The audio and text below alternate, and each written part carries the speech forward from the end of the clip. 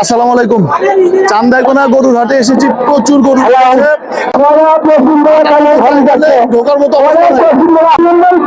এখানে অনেক কাদা, সেই কাদা আসে সারা বাংলাদেশের এবং এলাকার চাহিদা মিটিয়ে অনেক গরু পুরো ভিডিও দেখুন। আশা করি ঐতিহ্যবাহী চান্দাইকোনা গরুর হাটে 4টি প্রবেশদ্বার রয়েছে, তার মধ্যে দিয়ে একটি দিয়ে ঢোকার চেষ্টা করব। আপনারা জানেন গরুর হাটে ঢোকা অনেক কঠিন। এমনিতেই এই গরুর হাটে অনেক গরম এবং ভিড় থাকে, তার সাথে কাদা অনেক বিরক্তিকর। তবুও কষ্ট করে যুদ্ধ করে ঢুকলাম। ঢুকতেই অনেক কষ্ট হয়েছে এবং ঢোকার পর যুদ্ধটা আরও বেড়ে গিয়েছে। এই হাটে একদম বিশ্ব রোডের সাথে হওয়ায় সারা দেশের সাথে যোগাযোগ যেমন সহজ, এবং সারা দেশ থেকে কিন্তু পাইকার এখানে এসে থাকে, এবং এই হাটের হাসিল খুব কম হওয়ার কারণে এবং ম্যানেজমেন্ট খুব ভালো হওয়ার কারণে এই হাটের জনপ্রিয়তা দিন দিন বেড়েই চলেছে। হাটের চারপাশে কিন্তু এরকম খাবার হোটেল আপনারা অনেক দেখতে পাবেন। মূলত এই হাটটি 5 একর জায়গার উপর হলেও কোরবানির সময়টাতে এটা 10 থেকে 15 একর জায়গায় বিস্তৃত হয়ে যায়, এবং এই হাটে 400 টাকা সবসময় হাসিল থাকলেও কোরবানির সময়টাতে কিন্তু হাসিলের পরিমাণ বেড়ে যায় 100 টাকা করে। এবং হাট থেকে যে সময় আমরা বের হচ্ছিলাম ওই সময়টাতেও কিন্তু প্রচুর গরু ঢুকতেছিল, এবং হাটে ঢোকার রাস্তা এবং সব ফাঁকা জায়গায় কিন্তু প্রচুর গরু ছিল।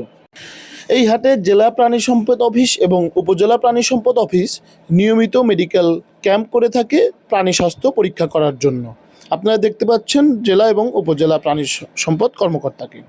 এবং এই হাটে অনেক বড় জায়গা নিয়ে ছাগলের যে বাজারটা বসে তাও আপনার মন ভরে যাবে।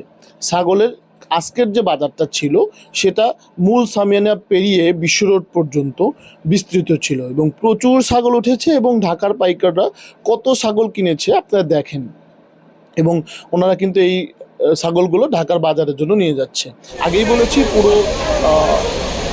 হাটে সারা বাংলাদেশ থেকে পাইকার এসে থাকে, এবং আশপাশের 3-4টা জেলার যে চাহিদা মিটিয়ে তারপরে সারা বাংলাদেশে কিন্তু এখান থেকে ছাগল, ভেড়া, গরু চলে যায়। এবং এই হাটে প্রতি হাটে 30 থেকে 40 হাজার ছাগল, ভেড়া এবং 60 থেকে 70 হাজার গরু ছাগল কিন্তু উঠে থাকে, এবং প্রায় 20 থেকে 30 হাজার পশু এখানে নিয়মিত ক্রয় বিক্রয় করে থাকে।